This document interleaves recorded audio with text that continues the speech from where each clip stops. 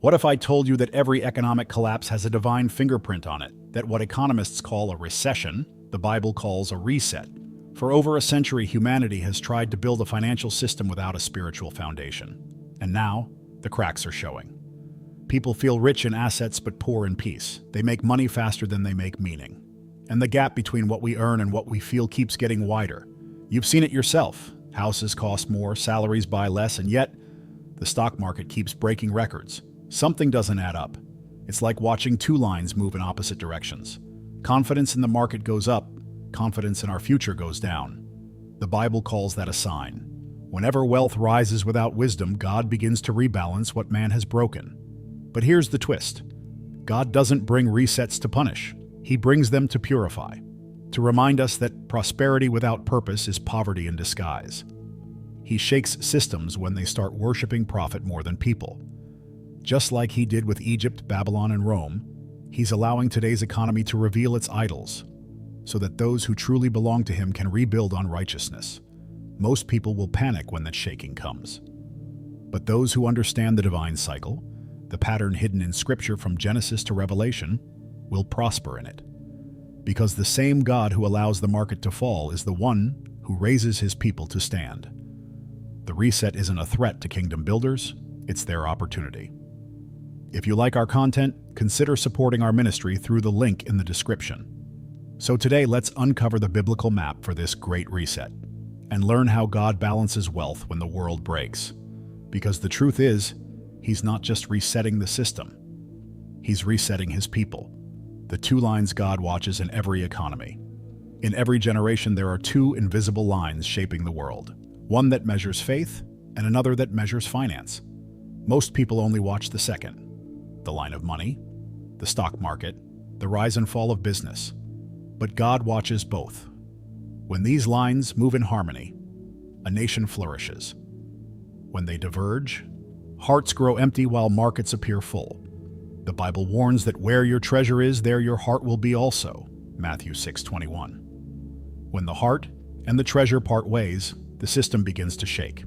Throughout history, every economic crisis has mirrored a spiritual one. When consumer confidence rises but spiritual confidence collapses, a divine correction begins. People believe they can make money faster than they can grow wisdom. But Proverbs 21:5 reminds us that the plans of the diligent lead surely to abundance. The modern world glorifies acceleration. God blesses alignment. This is why some feel rich in assets, yet poor in peace. They are financially up, but spiritually bankrupt. Imagine two charts, one showing your net worth, and one showing your trust in God. Most would discover the lines move in opposite directions. When money increases, prayer decreases. When success multiplies, surrender disappears. The result is the same pattern seen in economies before collapse. False confidence. Israel saw it too. Every time prosperity rose, humility fell, until God allowed a reset to realign their hearts with his provision. This divergence isn't random, it's prophetic. When God lets the blue line of financial optimism rise while the white line of moral conviction falls, he is giving a warning, not a blessing. It's his way of saying, you've built wealth without wisdom. The stock market might soar, but the soul market is crashing. And while economists see bubbles, heaven sees pride inflating beyond its limits. The faithful remnant, however, reads the signs differently. They know that when the system shakes, God isn't punishing. He's pruning. He's separating those who chase returns from those who seek righteousness. It's in this divergence that new opportunities emerge, not to speculate, but to serve. The reset always begins in the spirit before it touches the spreadsheets. So while Wall Street tracks numbers, the kingdom tracks hearts. The greatest investors in Scripture, Abraham, Joseph, Solomon, understood this dual chart. They knew prosperity wasn't proof of divine favor. Stewardship was. The first step toward surviving any coming reset is to realign these two lines, faith and finance, before the next storm hits. The moment those lines start crossing again, everything changes. When hard work stops paying off, there comes a moment in every generation when the formula work harder, earn more stops working. People hustle, grind, stay up late, yet somehow feel poorer, not richer. The world keeps telling them to make money, but the Bible whispers, it is the Lord who gives you the power to get wealth. Deuteronomy 8:18. When we depend on effort without grace, We begin to experience exhaustion without expansion. The system breaks not because of a lack of effort, but because of misplaced trust. Since 2008, millions have discovered this truth the hard way. Income has stagnated, prices have soared, and promotions no longer buy peace. The same spirit that drove Israel to build bricks without straw is now forcing modern workers to build dreams without rest. God never designed prosperity to come through burnout. He designed it through blessing. That's why many are tired but not transformed. Their labor increased, but their revelation did not. In Proverbs 10:22 we find the antidote. The blessing of the Lord brings wealth, without painful toil for it. It's not a verse against work. It's a warning against worshiping it. Work was meant to serve your purpose, not steal your peace. When people chase money without mission, they enter what Ecclesiastes calls a chasing after the wind. It looks productive, but it leaves the soul bankrupt. The real tragedy of modern business is that people are building faster than they're listening. They want to make money but skip the moment of meditation where God gives instruction. Joseph didn't rise because of overtime. He rose because of obedience. His promotions came from interpreting dreams, not manipulating markets. There's a difference between human effort and divine insight. One produces income, the other builds inheritance. If you've ever felt like you're working twice as hard for half the results, maybe it's not a financial issue, it's a spiritual one. God may be slowing you down to speed you up. He might be withholding short-term success to prevent long-term sorrow. Like the Israelites gathering manna, those who ignore divine rhythm end up with rot.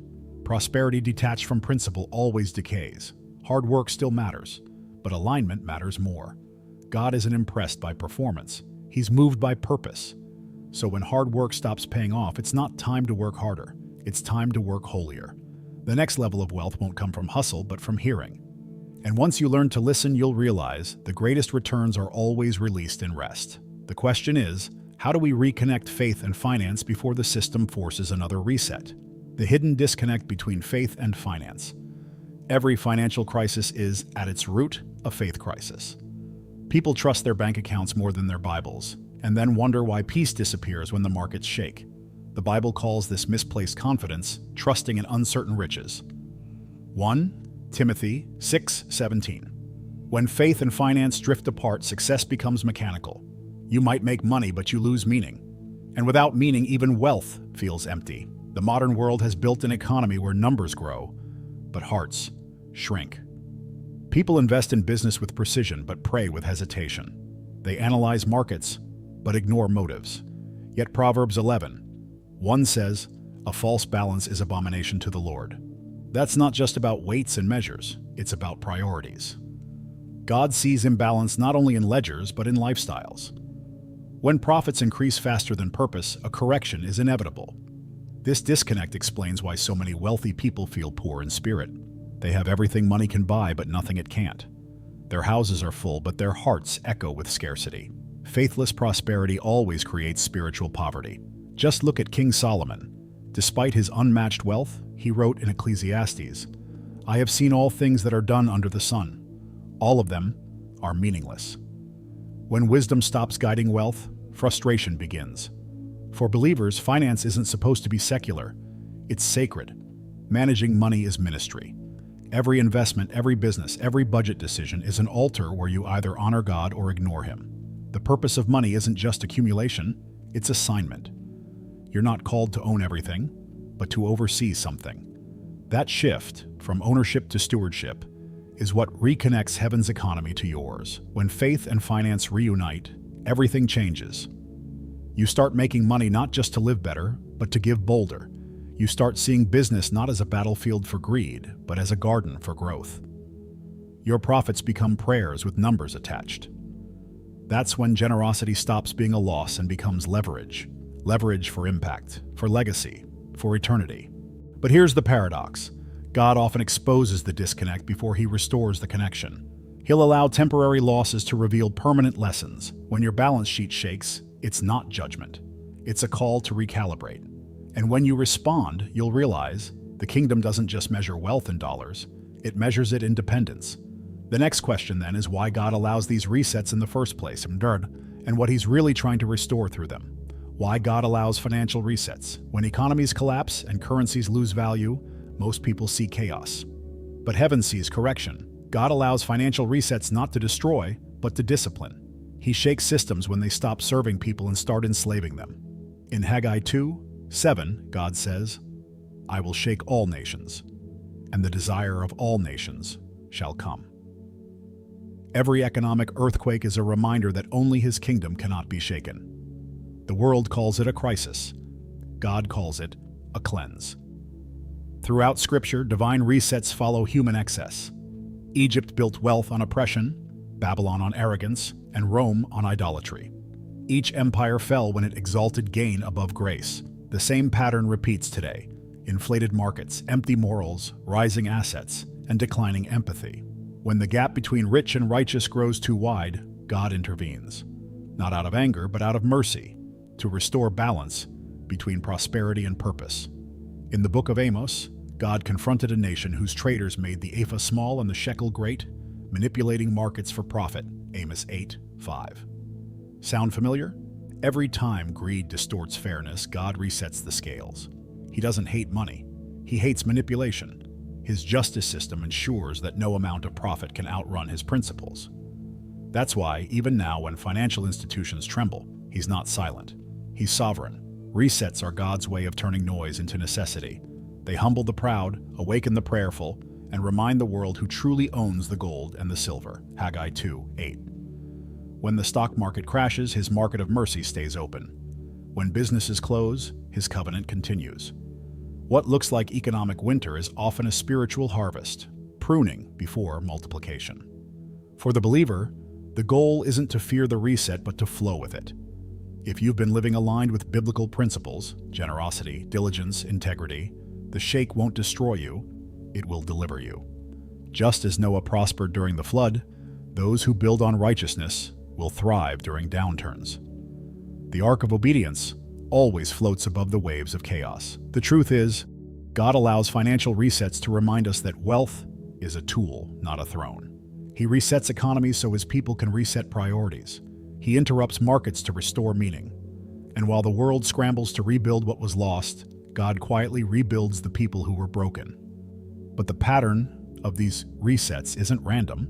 It follows a divine rhythm seen throughout history. The next topic reveals that every Great Depression carries the same hidden signature from heaven, the spiritual pattern behind every Great Depression. If you look beyond the charts and headlines, you'll find that every Great Depression begins with the same spiritual mistake. People forget who their source is. They start worshiping the system that once served them. The Tower of Babel wasn't just architecture, it was economics without accountability. Humanity tried to build upward without bowing downward. And just like then, when nations build wealth without worship, confusion follows. In each financial downfall, there's always a moment when pride peaks higher than prices. The Roaring Twenties had its parties before its crash, just as Babylon had its banquets before its fall. Daniel 5:27 records God's verdict to King Belshazzar: "You have been weighed on the scales and found wanting." That's not just ancient history, it's divine economics. When profit outweighs purpose, the scales demand correction. The same dynamic repeats across generations. People make money faster than they make meaning. Business grows faster than character. And when the outer world expands faster than the inner world matures, collapse becomes mercy. God never lets expansion exceed integrity for too long. He would rather let the market fall than let the soul rot. His love sometimes shows up as loss. In the 1930s, the Depression forced families back to values they had abandoned: community, prayer, frugality, gratitude. The pain purified priorities. Every shaking does. It strips away what can't be sustained so what's eternal can be seen again. Ecclesiastes 7:14 says, "When times are good, be happy, but when times are bad, consider, God has made the one as well as the other." Prosperity tests gratitude, scarcity tests faith. Even today, those who discern the spiritual pattern can prosper through it. They see recessions not as punishment but preparation. Joseph understood this when he stored grain during plenty to bless others in famine. His foresight turned a global depression into a divine demonstration. God always plants provision in every problem, but only faith can find it. This pattern will continue until humanity learns that markets don't move by algorithms alone. They move by alignment. When righteousness rises, wealth becomes redemptive. When greed reigns, wealth becomes ruin. So the question isn't whether another reset will come, it's whether you'll be ready to read it through a spiritual lens. And that brings us to one of the most powerful economic lessons in all of Scripture. A command from God Himself designed to reset entire societies. The year of Jubilee. What the Bible's year of Jubilee teaches about money. In Leviticus 25, God introduced an idea that every economist should study. The year of Jubilee. Every 50 years, debts were forgiven, slaves were freed, and land returned to its rightful owners. It was more than mercy. It was divine monetary policy.